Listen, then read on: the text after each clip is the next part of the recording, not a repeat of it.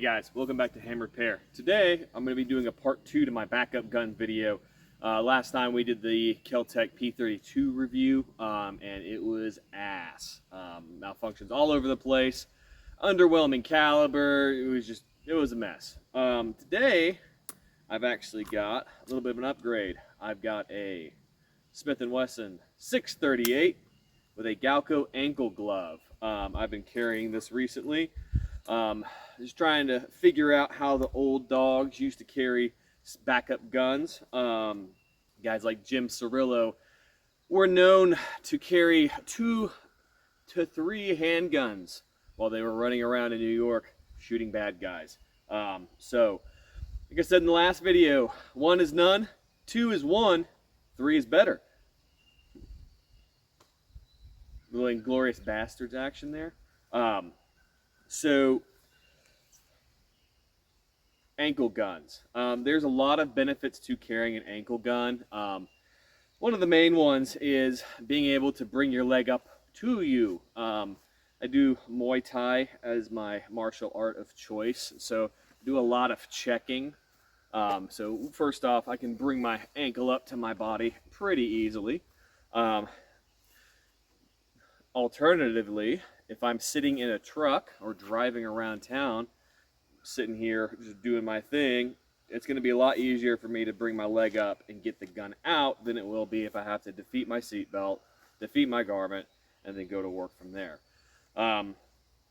It's also a good alternative to carrying for giving someone else a gun.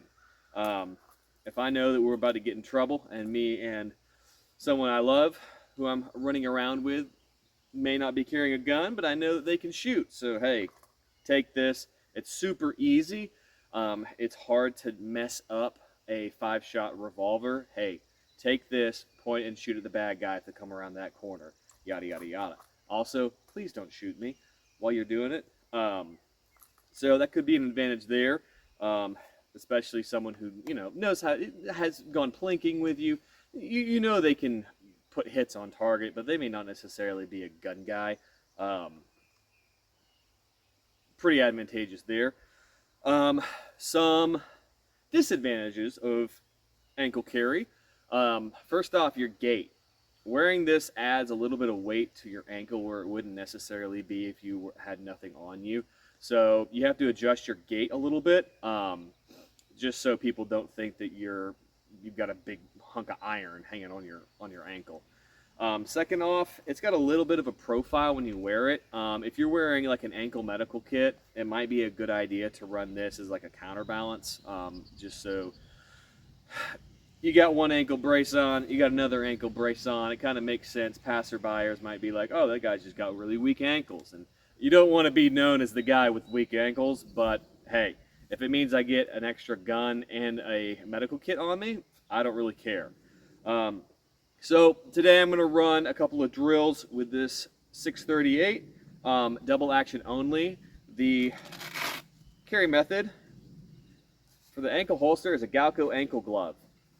It's a very, very well produced, well built ankle holster. We've got leather, we've got a snap, we've got excellent double stitching all around the foam mat, the glove as you call it, and here we've got merino wool on the inside. That merino wool is extremely comfortable, it's extremely cozy. It doesn't rub on your ankle. I would still recommend wearing a long sock all the way up your ankle when you're carrying one of these, but it doesn't give you any friction. And one of the benefits of merino wool is it's antibacterial, so it's not going to get stinky over time. There's no, you can come in, clean it up a little bit, give it a little wash every once in a while, but I don't need to worry about it getting nice and stinky, whereas other fabrics will, other materials will. So I'm going to go ahead and slap this on. I'm going to show you from a little bit of a distance what it looks like with the ankle glove on, and we'll do some drills with it. So stand by. All right, getting ready to go live. As you can see, I'm wearing the ankle glove now. It's inside of my pant leg here. You can see this outline right here. That is the gun itself. Also, side note, I've been working in the garden all day and it's been pissing rain, so that's why I look like hammered ass. So I apologize for the lack of good presentation, but I digress. So, got my gun on. We're going to run a couple of drills here. I'm going to start with a transition drill. So, I'm going to fight this guy with my primary. I'm going to go dry, and then I'm going to go to my secondary, my backup gun. So, here we go.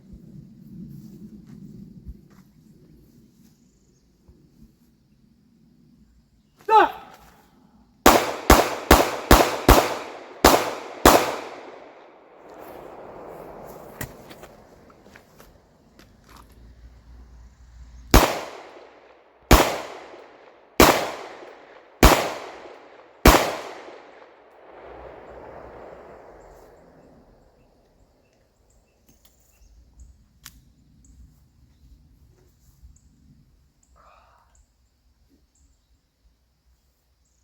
First time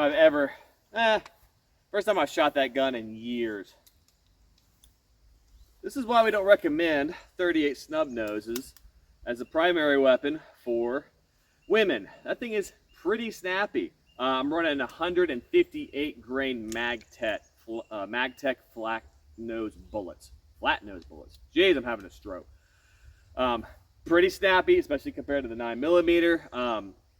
Because I'm running this left-handed, because, hey, I've already got a right-hand gun, I might as well buy the left-hand holster for this. My shooting is not that great, because I'm pretty weak with my left hand when it comes to shooting, something I got to work on. But, hey, this is going to be a left-hand only gun, so get the reps in while I can. Stop! Put the gun down! Put the gun down!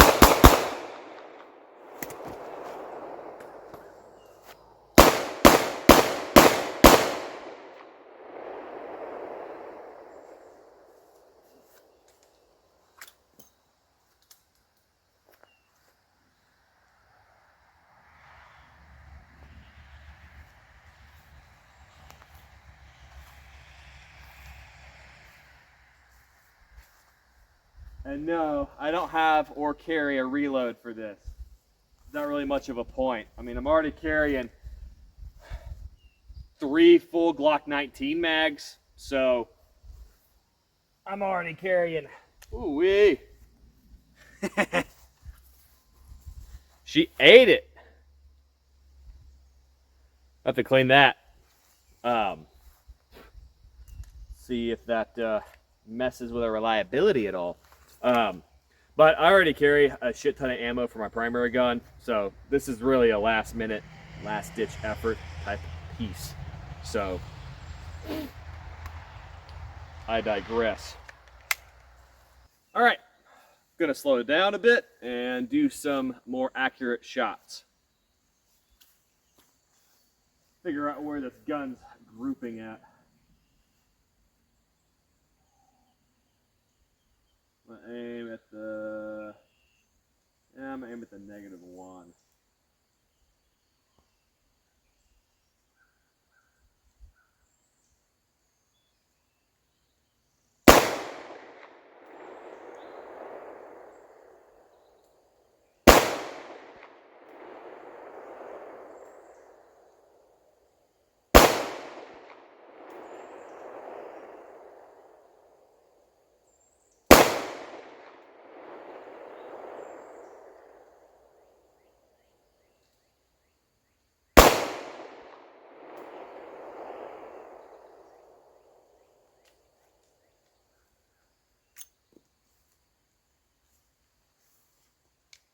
Snappy little boy. I go two-handed. Definitely hitting high. I wonder if I can do that a little bit better with two hands. Let me know if you can't see.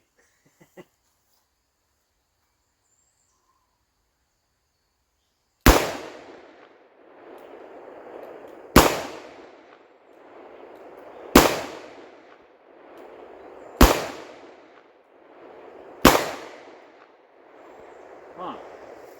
Okay.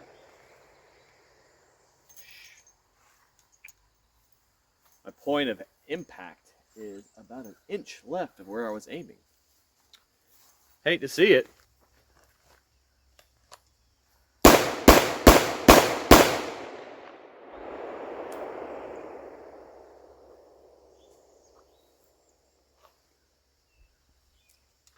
Quite an interesting method, lifting your leg up like that. Like I'm checking a kick, but I'm trying to draw a gun. They'll never see that coming. It's a surprise tool that'll help us later.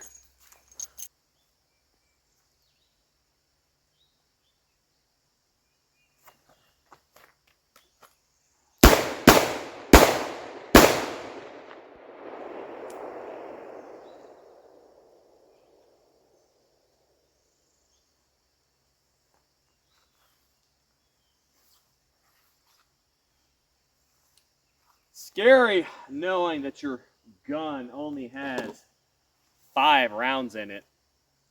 I can only imagine how sketchy it would be to be running one of these as your only pistol. As the late and great James Yeager once said, the definition of an optimist is a guy who carries a J-frame and a speed strip. It's just not enough. It's not enough. I'm sorry. I'm sorry, all the snubby enthusiasts.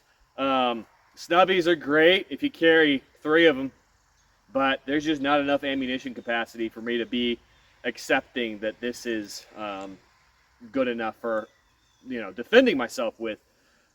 There's some nuance to that, like, hey, if you got to run into the Walgreens real quick, like, you don't want to put your whole rig on, I get it. It's better than nothing. But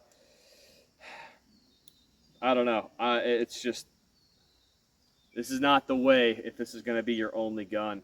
It really needs to be the backup, unfortunately.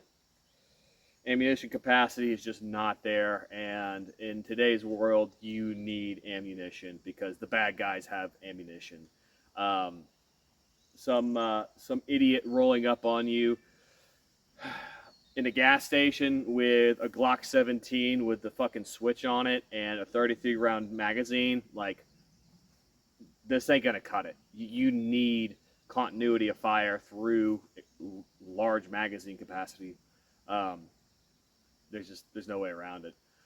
One of the advantages of the snubby, though, or revolvers in general, and I talked about this in the last video, I believe, is press contact. So when you have an autoloader, semi-automatic handgun, and you got a bad guy on top of you and you press the gun into them, it actually pushes the slide out of battery. So you press the gun into somebody and now you can't shoot them because the gun's action is out of battery. With the revolver, you don't have that problem, which is good, especially for a backup gun. So you can press the gun into them, pull the trigger as many times as you want, and the gun is going to go bang. Also, with press contact shots, you get about 25 to 30% more energy dispersed directly into the bad guy than you would if you were standing off from them. So basically what happens as the bullet enters their body, all of the excess gas from the muzzle follows the path that has been created by that bullet and creates a nasty, nasty wound. So there's a little bit of a niche use, but hey, gunfights get entangled all the time. Violence normally happens within bad breath distance, so it's not unrealistic to think that I might have to put this fucking muzzle into the guy's gut, into the guy's chest, press it up to his chin. Like, it's certainly possible. So we want to have that tool in our toolbox, so to speak. So, all right. So, obviously, there's no cameraman. Don't worry about that. Gun's unloaded, but I'm going to go through a couple of the draw strokes. So, draw stroke 1 is, hopefully you can see me. I'm going to back up just in case. Sorry. one-man show around here, trying to figure out the framing from being on that side of the camera. It doesn't work well. All right, so step 1, I'm going to drop to a knee. 2, I'm going to defeat the cover garment.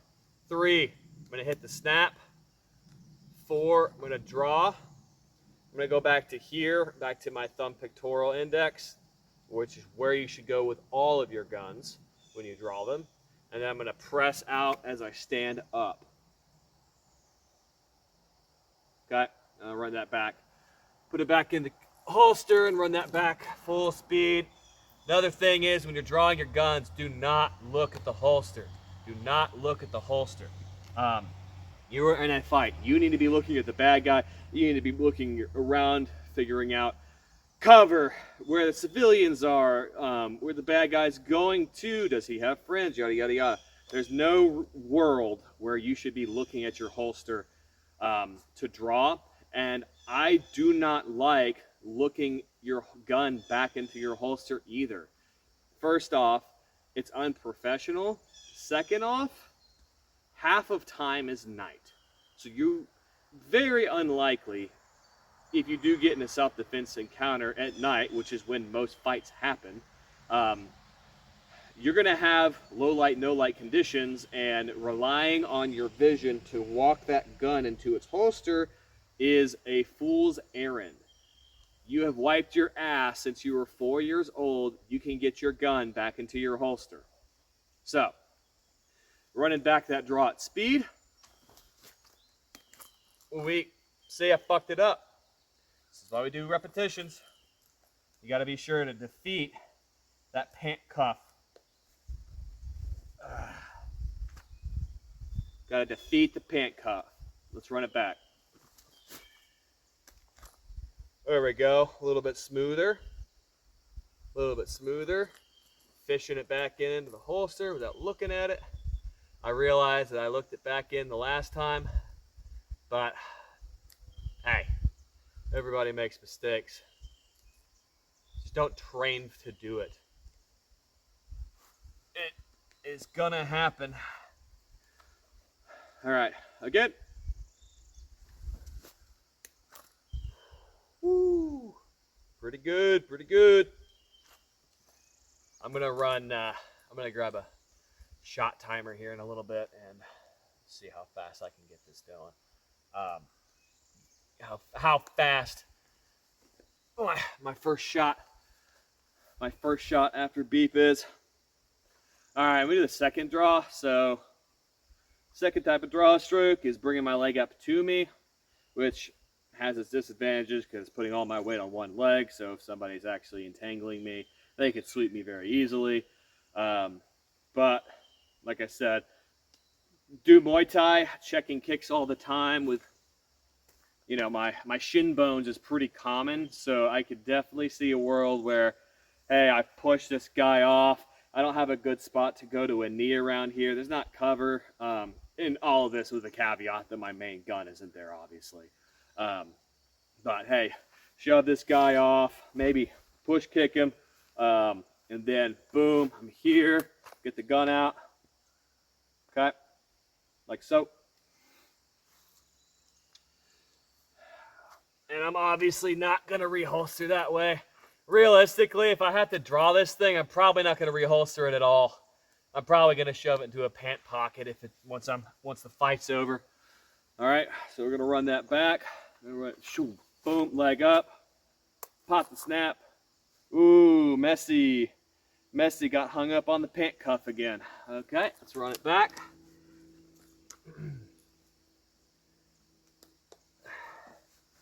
Run it back. All right, standing up.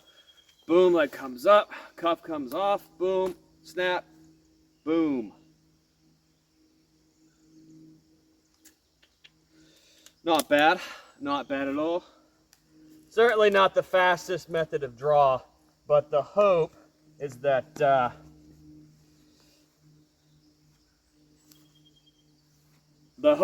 you have proper tactical analysis of the environment around you, and you can tactically make your draw.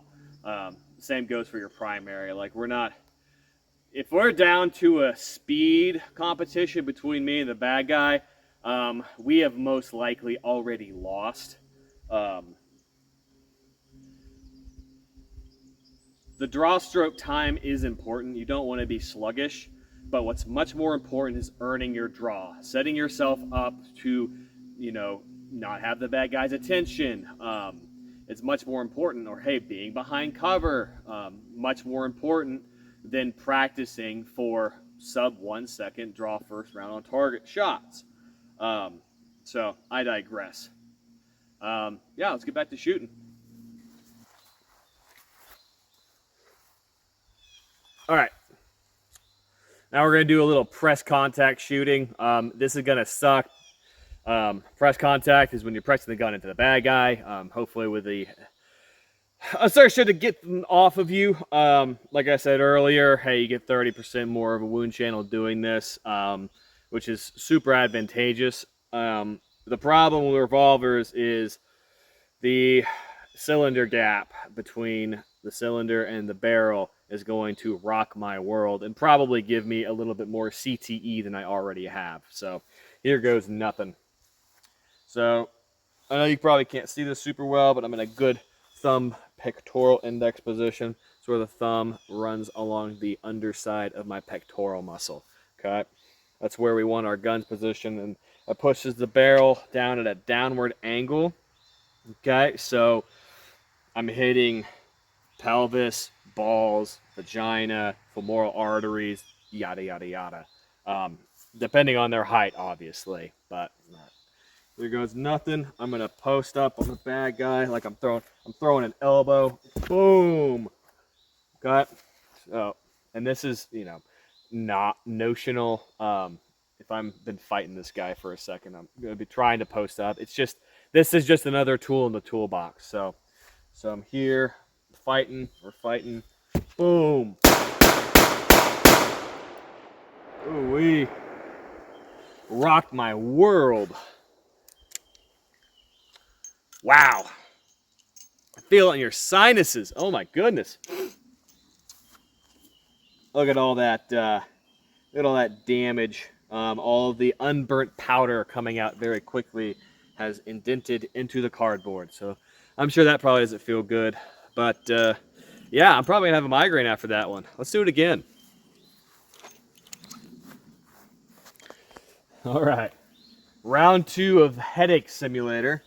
All right, so I'm fighting this guy. Boom.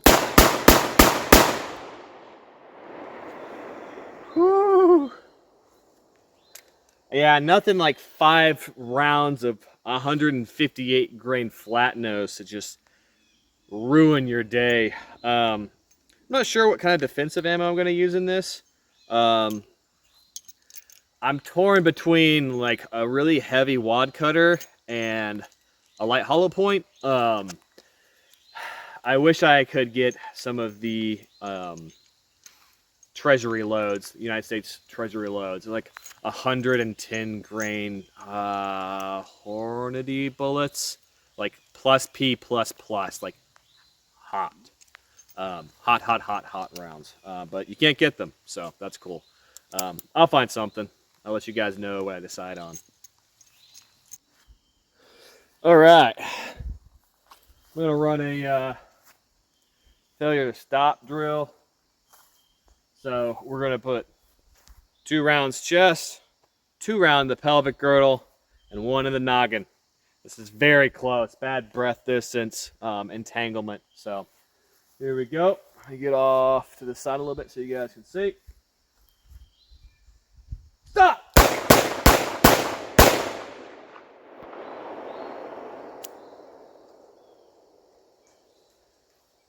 Man, one thing I do love about the 38 Special is the sound profile. It's got such a movie-like audio bit going for it when it goes off. That was a terrible way to explain that. Really love the sound of 38 Special. Reminds me of Red Dead Redemption 2, running that double action pistol. That was a good time. So, yeah. Hit this guy a couple of times. At this distance, really using a flash sight picture, which is, hey, I've got a rough I'm getting a flash of the front sight within the area I'm aiming for. I'm not taking time to like get precise shots, if that makes sense. So there we go. Yeah, but yeah, that was pretty clean. Pretty clean. Not gonna hit on that. This is more just me experimenting, thinking about being on the ground, having somebody, having being in someone else's guard. So I'm going to run this dry just because I don't want to send bullets up into space, but I'm going to imagine someone's on my hips and try and get the gun out and discharge into them from a supine position. So this is going to look really autistic, but I think it's got some merit to practicing. Go ahead and get this bad boy ready to go. All right, so boom, guy knocks me down. Boom, trying to fight this guy off, trying to shrimp, yada yada yada. Boom, boom, covering up. Boom, gun. Okay. Really hope you can see because putting in the effort for you guys. All right, let's run that back. All right, so boom, competitive, boom, boom. Fighting this guy, covering up. Can't get him off, can't get him off me. Can't get him off. Ankle, pistol, contact shots. The things I do for science.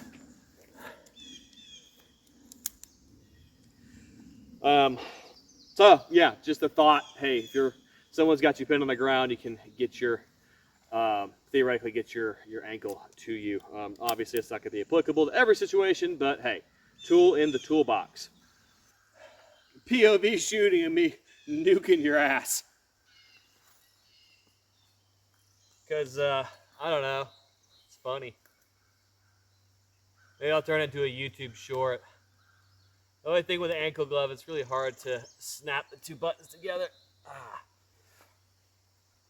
All right, here we go. Let me try not to shoot my phone. And yes, I am just doing all of this channel on a cell phone because I'm poor. All right, so beep. Got your ass. Were you scared? I was scared. Well, unfortunately, my shot timer is dead, so I'm hoping it's just the battery. But anyway, so I'm not going to be able to get exact draw to first round shot times, but yeah, we'll just go for speed in here. Stop!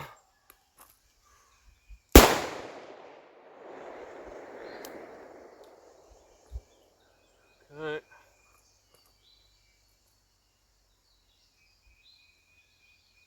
Come on, baby. Plug up. There we go. All right. Stop! We got hung up. What happens when you go too fast? You start making mistakes. Slow is smooth. Smooth is fast. But slow is also just slow. Stop! Woo-hoo. Slow is slow. Man, I wish I had my shot timer. I know this isn't lightning fast, but... Stop!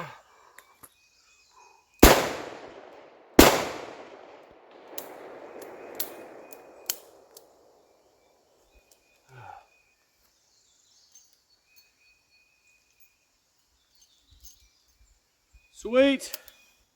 All right, guys. Well, that pretty much wraps up this video.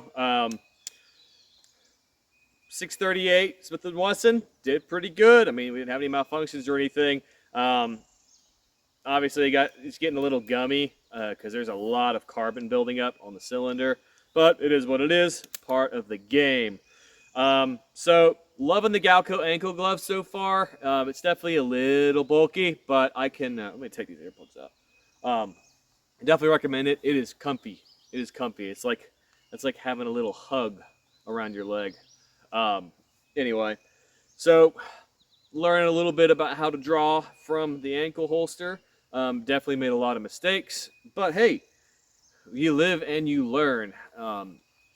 So there might be another method to draw, but I think the kneeling is primary, and bringing my leg up to my center line would be a good secondary option. Um, so yeah, backup guns. I'd rather have a 38 than a 38 snub nose than a Keltec P32. That's for sure. Um, there's also the question of like, hey, like maybe my backup gun uses the same magazines as my primary. You carry like a Glock 26 or something of that nature. Could be an option for sure. Um, so I don't know. Like, I don't hate it.